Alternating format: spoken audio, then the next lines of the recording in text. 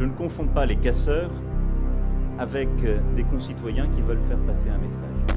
J'éprouve de la compréhension pour ces concitoyens et je ne céderai rien à ceux qui veulent la destruction et le désordre.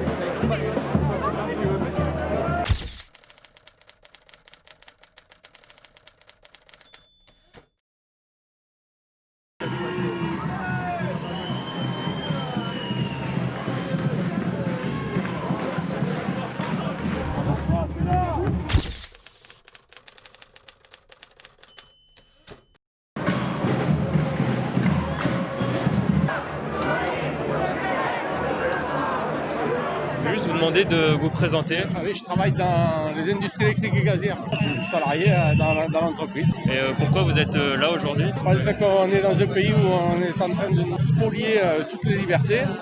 Et notamment, là en particulier par rapport au rapport de force qu'on peut avoir entre la police et les citoyens lambda.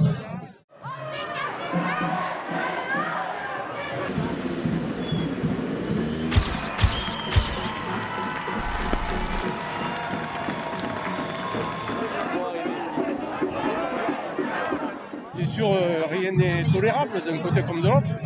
Si on supprime la liberté des smartphones et tout ça, je pense que le droit des institutions policières sera toujours plus fort que celui des citoyens. Vous pensez que le gouvernement il va pouvoir changer cet article?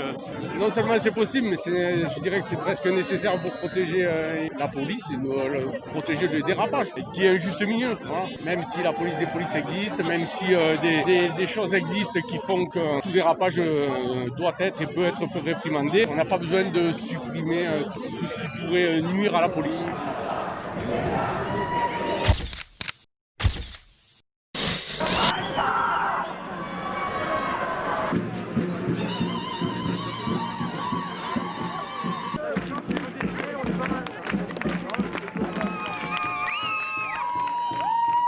Commissariat, hôtel de police de Montpellier.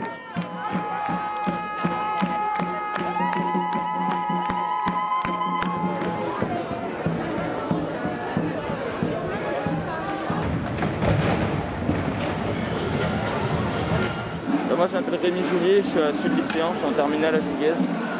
Moi aussi je suis en terminale à Juguez, je m'appelle Levéli Yuri. Vous êtes le collectif sud-lycéen Montpellier?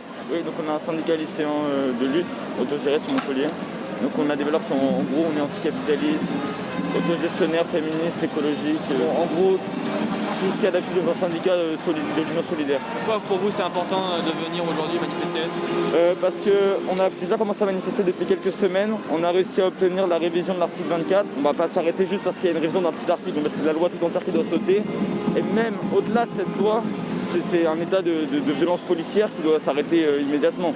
Et on ne doit surtout pas s'arrêter au changement de l'article 24 pour stopper les violences policières dans notre pays. Moi je me rappelle devant notre lycée l'année dernière, le 6 décembre, on s'est fait taper par les CRS. On n'a pas réussi à porter plainte, c'est déjà scandale, ça devrait changer aussi.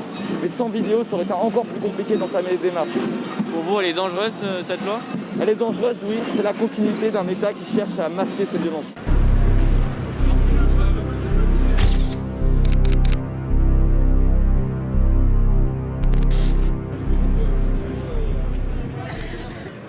Toute personne restant sur place, y compris journalistes et observateurs, sera considérée comme un manifestant et poursuivie comme tel pour ne pas avoir obtempéré.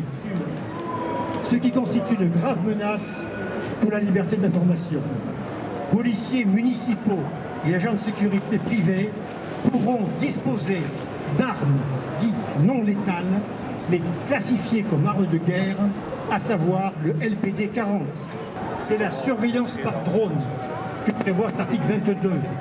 C'est la surveillance généralisée de l'espace public qui en découle.